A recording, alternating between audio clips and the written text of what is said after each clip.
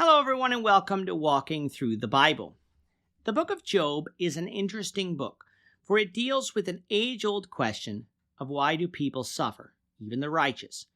It deals with man's propensity to think that he knows all, which we are shown that we do not. And it gives us a peek behind the curtain to the spiritual realm that we do not often get outside of apocalyptic literature of Scripture. So with all this in mind, let's begin our verse-by-verse study of the book of Job. So if you have a Bible with you, turn to the book of Job, to chapter 1. We're going to be reading from verses 1 to 5. If you don't have a Bible, don't worry. Just follow along with us on the screen. The version that we'll be reading from is the New King James Version. So, Job chapter 1, beginning at verse 1. There was a man in the land of Uz whose name was Job, and that man was blameless and upright, and one who feared God and shunned evil. And 7 sons and 3 daughters were born to him. Also, his possessions were 7,000 sheep, 3,000 camels, 500 yokes of oxen, 500 female donkeys, and a very large household, so that this man was the greatest of all the people of the east. And his sons would go and feast in their houses, each on his appointed day, and he would send and invite their 3 sisters to eat and drink with them.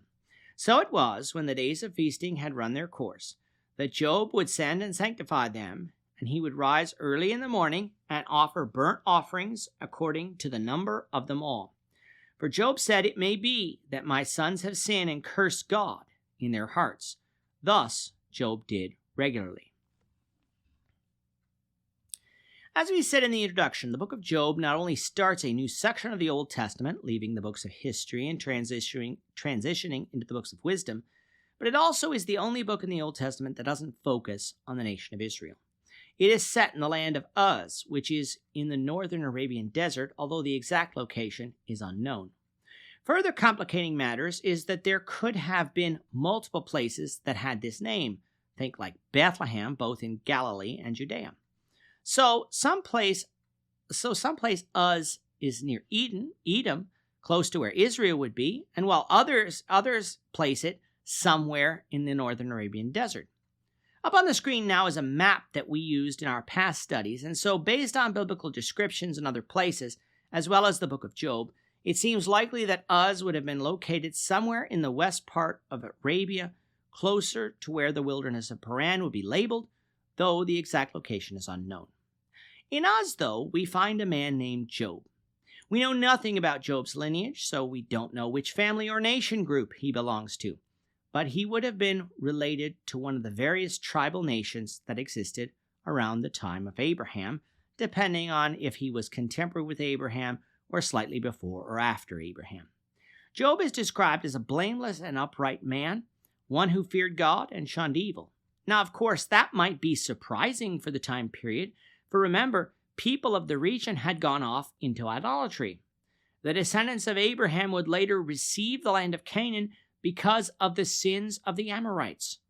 But if Job takes place around the time period of Abraham and not Moses, let's recall why Abraham's direct descendant, Isaac, did not inherit the land. The sins of the Amorites were not yet full. That means there were still enclaves of peoples that followed God, and therefore God wouldn't dispossess the people of the land out of respect for those people. It was only when those enclaves ceased to exist that God would bring Israel to the land to inherit it. And of course, we saw one of those sets of people when Abraham met Melchizedek of Salem back in Genesis 14. What does it mean, however, that Job is described as blameless? Does blameless equal sinless? No, for we will see in this book that Job sinned. The word blameless comes from the Hebrew word tam, pronounced tom, which means completely and usually morally pious. What we have here is a description of being blameless as being a morally religious man, one in which someone couldn't come and cast blame on that person as an habitual sinner or a hypocrite. And this, of course, makes sense because Job is also described as upright, meaning righteous, and one who feared God and shunned evil. Today we would call Job a Christian, for I'm confident that Job would have followed Christ if Christ had come at that time. But in that day, he would have simply been called a follower of God, specifically a follower of Jehovah, the true God of this universe.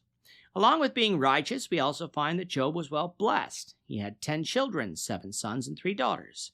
Children are a heritage from the Lord, that which we will leave behind after we die, that will carry on our name. Children at that time were often seen of as a sign that God was with you, though even evil people had children.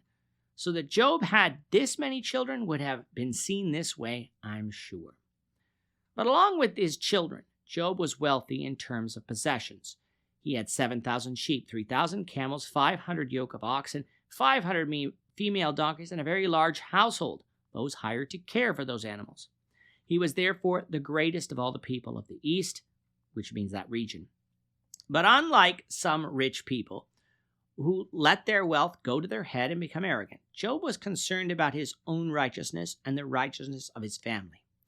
They would have days of feasting, as was the custom, but at the end of those days of feasting, Job would sanctify his family, would religiously purify his family, and would offer burnt offerings according to their whole number in order to seek forgiveness for any sin that his family may have committed against God. From this, we learn a couple of things. First of all, that Job did this meant that he was acting as a priest for his family, which is why we believe that these events precede the law of Moses, for at this time, that is what families in the patriarchal age did. The head of the family was the priest. During the time of the law of Moses, of course, in Israel, you had the Levitical priesthood, but even in idolatrous nations, you had a separation between a priestly class of people and everyday people.